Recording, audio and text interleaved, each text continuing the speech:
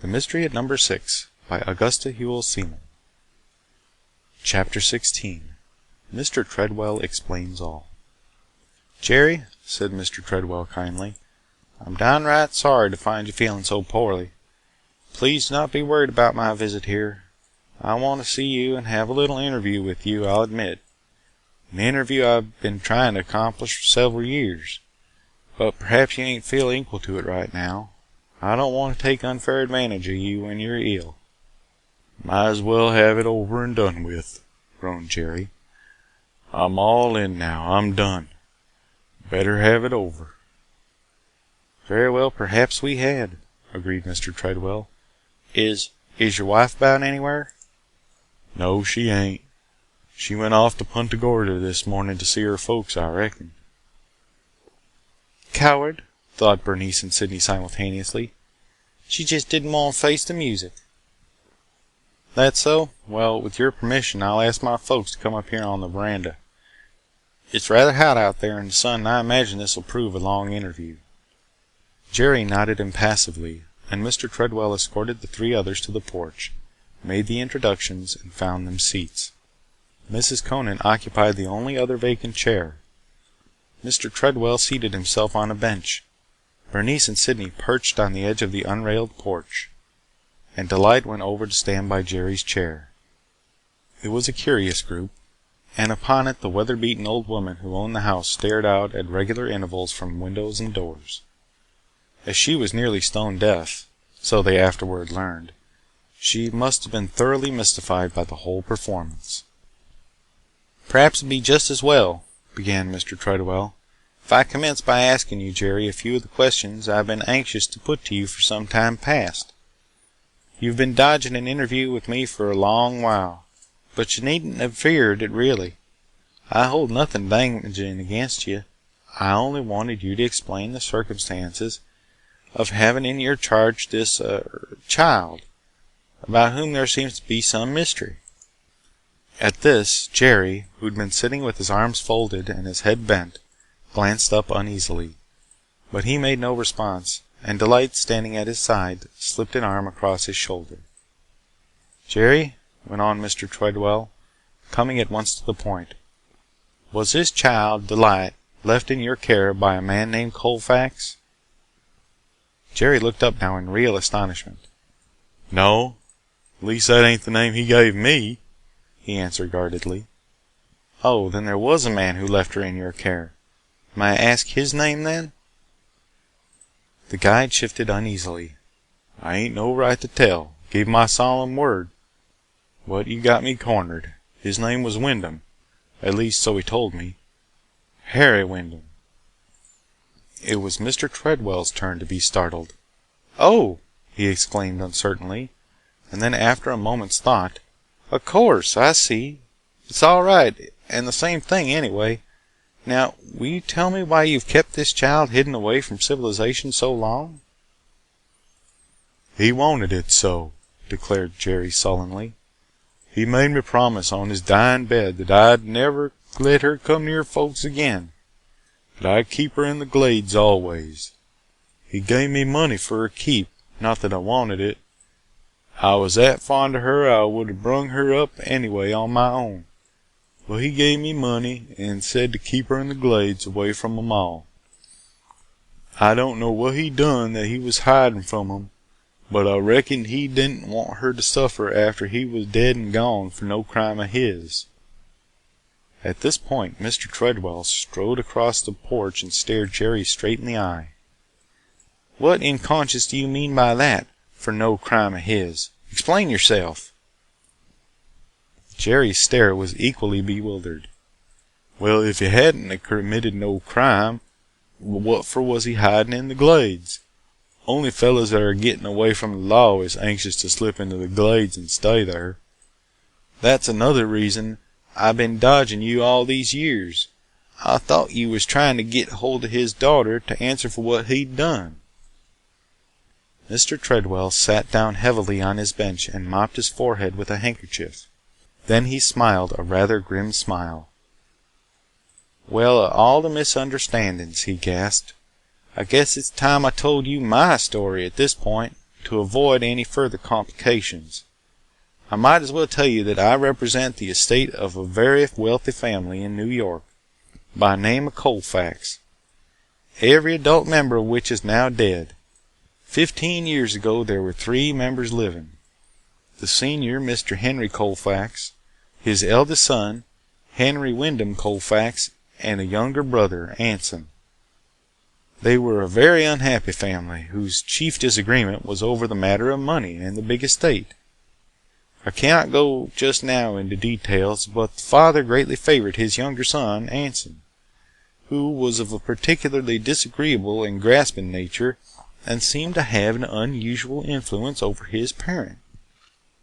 Now, the elder son, Harry, was as far removed in nature and disposition as can be imagined from that of his 2 relatives.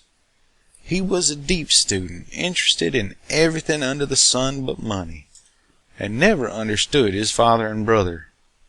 He had married a wife of whom his father did not approve, chiefly because she was a girl of no money or family, and so, of course, an added thorn in his side. The older son would gladly have given up his interest in the father's fortune, except that he very much wanted money to pursue some scientific investigation to which he had dedicated his whole life. At length, however, the situation at home became so unpleasant and unbearable to him that he took his wife and his very young infant daughter and departed for Florida, announcing that he never intended to return. He had been there only a little over a year when I was called upon to inform him that his father had died, leaving the entire estate and fortune to the younger brother by a will made only a few days before he passed away. I inquired if he intended to contest the will. The only reply I received was to the effect that he did not intend to contest the will, that he was through with the entire connection forever, and that he intended to disappear from civilization at once, never to return, and wished no effort ever to be made to trace him. The affair was thus dropped, and concerned me no more for a number of years, 5 to be accurate. Then, quite suddenly, in an automobile accident, the younger brother was killed. As he was unmarried and had died interstate, it devolved on me to hunt up the heirs of the big estate. There were absolutely no immediate ones except the older brother and his child, if either of them was still in the land of the living. As the last I had heard of young Harry Colfax was down in the region of Florida, I began my search there. It was, however, a curiously unsatisfactory one. Harry Colfax had always been deeply interested in the Everglades, then even more of a mystery than they are now, and I therefore conducted my search in their vicinity. I heard many vague rumors about him, though he'd never been seen since his father's death. It seemed to be known that he had gone with a guide into the deepest depths of the wilderness, accompanied also by his wife and child. None of the 3 had been seen since, though some knew the guide had occasionally come out for supplies. But even he had not been seen for a long while of late, and some said that the man was dead, that his wife was dead, that they were all dead, even the guide. I could get no satisfaction at all, but as there was much element of uncertainty, I was obliged to return to New York, and the matter of the inheritance had to be held in abeyance. Then, 3 years ago, I happened to be down here at Fort Lauderdale on business, and heard a strange tale from a young school teacher in the town of a mysterious child who had attended her school, learned to read with wonderful celerity, but would never talk of herself or her people. She always came to school from the glades in a canoe. The teacher said it was rumored that she was in charge of the famous guide Jerry Sawgrass. At this point Jerry looked up with a startled glance, but he made no comment on what he had heard, and Delight appeared to shrink away from him as if in fear. Thinking I might be on the trail at last, I had Jerry pointed out to me one day in the town, and asked him quite directly if he had a little white girl in his care. He lied to me with coolness and plausibility, but just for a fraction of a second I had caught him off his guard, and I did not quite believe him. I was still more convinced something was queer, 'cause I saw him no more from that time and understood that he had disappeared from the vicinity. But the Everglades are the one fastness left in this country where fugitives may successfully conceal themselves, and I knew it was useless and worse than useless to pursue Jerry into them. I saw and heard no more of him till a few days ago in Jasper. I got that fugitive an almost unbelievable glimpse of him. And so it's all led to this. It would be a great satisfaction to me, Jerry, if you could tell me your side of the story and clear up a few of these hazy points." Jerry moved in his chair uneasily and cast a half apologetic glance at the company. "I ain't used to talking," he faltered. "I can only say as I took up with this yere Harry Wyndham, he called himself, about 14 years ago. He wants a guide to go into the deepest part of the Glades, and he wants to take his wife and little un with him. I says it's unusual and probably risky for him, but he says no, they're going to all live there and not go back to town life no more. He says he wants to study and things like that, but I suspects from the first that he's got something on his conscience, probably a big forgery or something, and wants to keep out of sight. I seen a lot like that. The Glades is a place for him. We goes into the deepest part and camps there, and he reads and writes and stares at things through a glass and all that. But he never goes out to the edge of the Glades, not even for supplies when we need 'em. I does all that. After we'd been there about a year, the young lady, his wife, steps on a rattlesnake one day, poor thing, and dies next day from it. We couldn't have saved her. I thought he'd go crazy then, but still he won't go back to the towns. We buries her in the swamps, and he doesn't know what to do with the little one, so I tells him I really got married to an Indian girl a while before I met up with him. She's with her people yet in a camp about 50 miles north, but if he likes I'll go get her and she can keep house for us and take care of the baby. He just jumps at it, and so I brought Juanita there. About a year or two later he gets sick himself. I don't know what ailed him, but he just seemed to pine away like. He didn't read and write no more, just sat staring out over the Glades and playing with the baby sometimes. He makes me promise before the end that I'll never let the child go away from the Glades or grow up where people was. There's reason, he says, but you'll never understand it. He gives me all the money he has left for her. I wants to get a doctor for him, but he won't have it, and one morning I finds him dead, right there in his bed, as if he'd slept away. After a while I went back to my old work of being a guide, but I never let the child go near the towns. I never knowed she'd learned to read. I was afeared for her to get any book learning, for fear she'd find out. I didn't never want her to answer for her father's crime, whatever it was. I loved the little thing. Juanita and I did. If I'd a knowed—" he swallowed hard. Then he went on. "I married that cracker woman lately and come up north 'cause I ain't well. Something's ailing me and I don't know what. But I couldn't live in the Glades no more, and I wanted little Dell to be cared for, somehow, if anything happened to me. I guess it wasn't a very lucky move." He smiled wanly at the first and only joke he had ever tried to make. "It was the luckiest thing you could have done, Jerry," laughed Mr. Tredwell. "And now, as you've cleared up everything for us capitally, it only remains for me to see those papers you have in your possession, Bernice and Sidney, and prove beyond a legal peradventure by verifying the writing that the Harry Wyndham of the Everglades was the Harry Colfax of New York, my client. Have I your permission to examine them, Miss Delight? These two friends of yours have been very faithful to their promise to you in forbidding me to have the briefest glimpse of them." Delight stared at him with an uncomprehending look and murmured something inarticulate. So astonishing had these revelations been, and withal so unexpected, that even now she had not taken them in nor realized their bearing on her own affairs. Jerry himself was regarding confusedly the packet of papers that Bernice had taken from her handbag. "May I show these to Mr. Tredwell now?" asked Bernice quietly of Delight. The sound of her familiar voice seemed to rouse the girl at last out of her daze. "Why, yes," she stammered.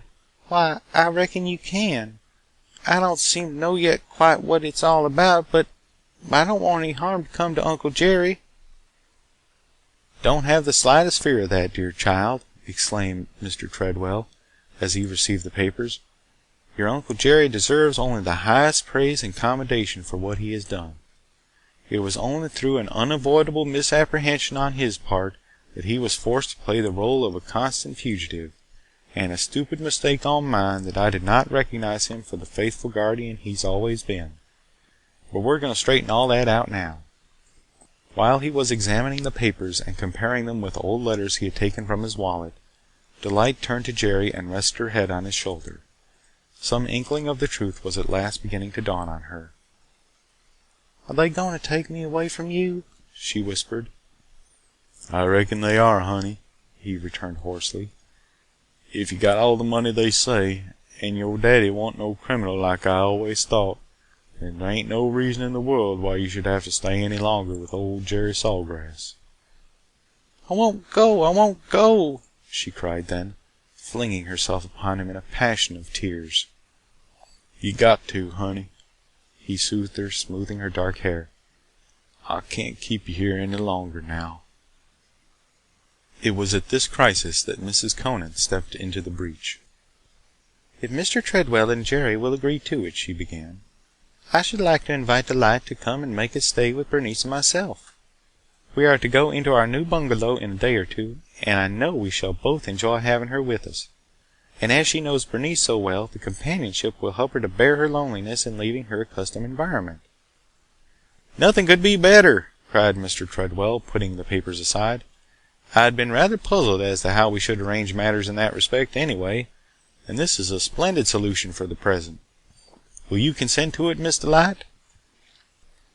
Bernice's eyes implored her as she visibly wavered between her allegiance to her foster uncle and prospect of the life with the companion to whom she had become so much attached. But Jerry himself settled the question by pushing her from him toward Bernice and her mother. "You go with them," he bade her. "They're the right ones for you now." Mr. Tredwell got up and came over to Jerry. "There's not the slightest doubt about the identity of my client with the man you cared for in the Glade so long. The writing on these pages of his journal is identical with that of letters bearing his own signature. I can only say now that, though there are many details to be arranged, the future of little Delight Colfax will necessarily be very different from her past.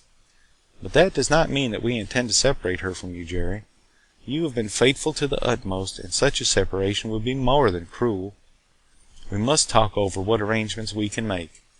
You do not seem at all well. Will you not allow me to take you to Jasper with us and get you the medical attention you need?" But on this point Jerry was adamant. "No, no, thank you, sir, just the same. But I gotta stay here till I get over this. It'll pass. I've had the same thing afore this. When I can travel again, we'll go back to old number 6, my wife and me, and stay on there. It suits us, and maybe sometimes I can see her, little Della here, just once in so often, so she won't quite forget me, you know." "There isn't a shadow of doubt," Mr. Tredwell assured him rather huskily, "that she'll want to see you, with extreme regularity." Half an hour later, her belongings all packed in the car, and her tearful farewell paid to the guardian who had cared for her so long, Delight Colfax stepped in beside Mrs. Conant and Bernice. As the big motor slid away to the low purr of its perfect mechanism, she leaned out of the car for a good-bye to the still figure seated on the porch. "I'll run down in a day or two and bring you back to number 6, called back Mr. Tredwell in parting. "And we'll come with him and bring the Ford along to help," sang out Sydney. Bernice too had an inspiration. "And Delight and I are going over to number 6 to get the house all ready for you," she shouted as her contribution. There was something so heartening about these kindly commonplaces that they cleared the atmosphere of the inevitable and the tragic for Jerry. The faded blue sunbonnet was poked out of the door, and the cracked voice of the deaf old woman, unable to any longer contain her curiosity, demanded, Who air them people, anyhow?" "My folks," he explained to her in pantomime, the suspicion of a complacent twinkle in his eye. And to the occupants of the departing car he shouted lustily, "All right. I 'll be expectin' you." The end.